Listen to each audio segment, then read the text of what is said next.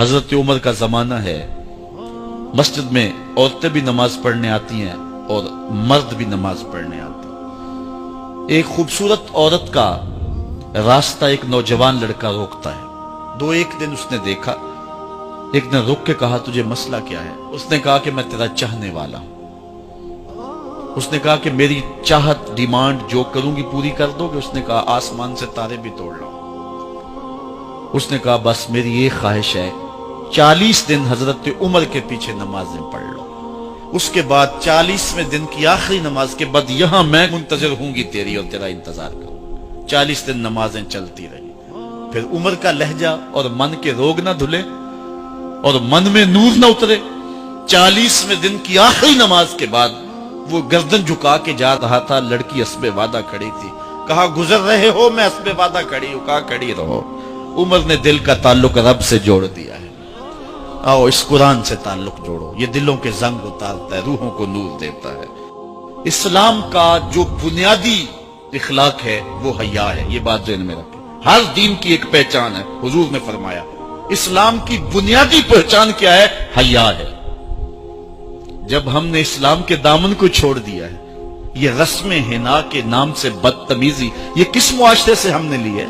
اور کیا بہوؤں بیٹیوں کا تماشا لگایا، اور نیم برہنہ بیٹیاں لوگوں کی شہوانی نگاہوں کے سامنے ہیں، اور باپ بھی کھڑا ہے اور بیٹا بھی کھڑا ہے۔ نہ باپ کی آنکھوں میں حیا ہے، نہ بیٹے کی نظروں میں حیا ہے، نہ بھائیوں میں غیرت ہے، اور کہتے ہو اللہ کی رحمتیں ہمارے اوپر نازل ہوں۔ یہ تو شکر کرو پتھر نہیں برستے محمد عربی کے قدموں کا صدقہ۔ اگر ان کی رحمت نہ ہو درمیان میں ابھی آگ لگ جائے دونوں جہاں میں۔ یہ تو ان کی رحمت ہے کہ پتھر نہیں برستے۔ پچھلی قوموں نے ایک ایک جرم کیا، کسی کے اوپر پتھر برسے، کسی کے اوپر خون برسا، کسی کے اوپر ایسا زلزلہ آیا کہ نیچے والی جگہ اوپر اور اوپر والی بستیاں نیچے۔ لیکن اس امت پر ایسا نہیں ہوگا، اور اللہ نے فرمایا ما کان اللہ لیعذبہم وانت فیہم، محبوب تیری وجہ سے میں عذاب نہیں اتارا ورنہ پیس کے رکھ۔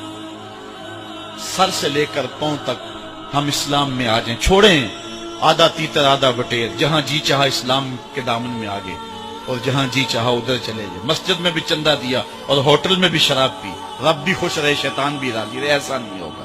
رب کہتے نہیں کہتے میرے ہو تو پھر میرے ہی ہو۔ کوئی بھی غیرت مند محبوب نہیں جو ہے تسلیم کرتا کہ میرا محب کسی اور کی طرف نظر اٹھا کے بھی دیکھے، تو رب سب سے بڑا غیرت مند ہے، وہ نہیں چاہتا میرا ہو اور کسی اور کی طرف دیکھے۔ تم کون ہے؟ مغربی تہذیب لگتی کیا ہے تمہاری؟ اپنی ملت کا قیاس اقوام مغرب سے نہ کر، خاص ہے ترکیب میں تجھے قوم رسول یاد۔ تم غیروں کی نقالیاں کرتے پھرتے ہو، تمہارے سامنے سیدہ عائشہ کی سیرت موجود نہیں ہے؟ تم مغرب کے ٹینوں بننے کی کوشش کرتی ہے میری بیٹی، تیرے سامنے محمد کی بیٹی فاطمہ کا نقشہ نہیں ہے؟ کدھر بھاگ رہی ہے؟ یہ بال کھول کے بازار میں کون جا رہا ہے؟ یہ نیم برہنہ کون جا رہا ہے؟ دیکھ محمد عربی تجھے کیا آواز دے رہے، ان کا لہجہ کیا، اس کو سن اور زندگی کو اس کی مطابقت میں گزار۔ اصل ہمارے دل زنگ آلود ہو گئے، اس دنیا کے اس ماحول نے ہمیں اس طرح کر دیا ہے کہ آج ہمیں سمجھ نہیں آ رہی کہ ہم کدھر جائیں۔ اور ایک اور حدیث میں حضور نے دلوں کا اور من کا میل اتارنے کے 2 نسخے بیان کیے۔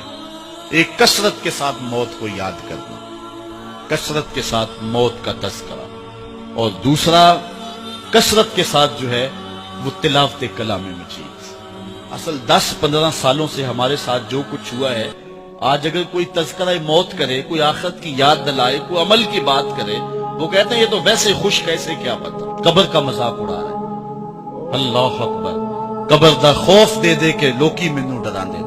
میں کہتا ہوں لوگ ہیں کون ڈرانے والے؟ منکر نکیر کا پتہ آمنہ کے لال نے دیا ہے۔ فَلْيَضْحَكُوا قَلِيلًا وَلْيَبْكُوا كَثِيرًا، تمہارا رب کہتا ہے تھوڑے ہنسا کرو زیادہ رویا کرو۔ رونا دل کا میل اتارتا ہے، باطن کے اجاڑ پن کو دور کرتا ہے، من میں خشیت الہی کے پھول کھلاتا ہے۔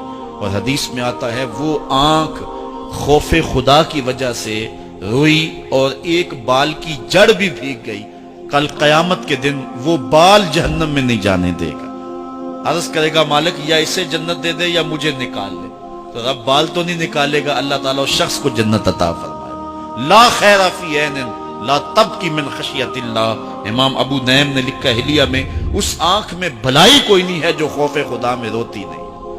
رونے کا مزاج بناؤ، طبیعت کے اندر نرمی پیدا کرو۔ اگر طبیعت سخت ہے، بعض لوگ تباً سخت ہوتے ہیں، تو روزانہ شام کے وقت قبرستان میں جا کر کے کچھ وقت گزار کے آیا کرو۔ اپنی طبع میں نرمی پیدا کرو، طبیعت میں سادگی پیدا کرو، اپنے زندگی کے معاملات کو زیادہ نہ پھیلاؤ کہ جو حساب دینا مشکل ہو جائے۔ مجھے اپنے والد گرامی کی ایک بات یاد آئی۔ آپ فرمایا کرتے تھے جس شخص سے پیار ہو جائے نا، اس کی آخرت کے لیے سوچا کرو کہ اس کی آخرت ٹھیک ہو جائے، اس کے لیے محنت کرو، کوشش کرو، جو تم کر سکتے ہو کہ اس کی آخرت ٹھیک ہو جائے۔ ہاں، ہر بندہ چاہتا تو یہ ہے کہ میری زندگی آسودہ ہو، آسودہ ضرور بناؤ زندگی کو، لیکن خیال رکھو کہ اس دنیا کی زندگی کی آسودگی سے آخرت کی آسودگی جو ہے وہ زیادہ عزیز ہے۔ یہ 4 دن کی زندگی ختم ہو جانی، تھوڑی ہے، بالکل سانسوں کی گنتی ہے اور ختم ہو جانے والی ہے، اور وہ زندگی نہ ختم ہونے والی۔ اس لیے خندق کھودتے صحابہ پر جب حضور کو پیار آیا تو دعا کیا دی، اے اللہ میرے انصار کو بھی بخش دے، میرے مہاجروں کو بھی بخش دے، چونکہ زندگی تو آخرت کی زندگی ہے۔ ان کی آخرت کی زندگی کے لیے خاص طور پہ دعا مانگی۔ اس لیے اپنی آخرت کی زندگی کے بارے ترجیحاً ہم سوچیں اور اپنی زندگی کو بہتری کی طرف لے جائیں۔ 5 گانا نماز شعار زندگی بنا لیں۔ زندگی جاتی ہے تو جائے، لیکن نماز نہ جانے پائے۔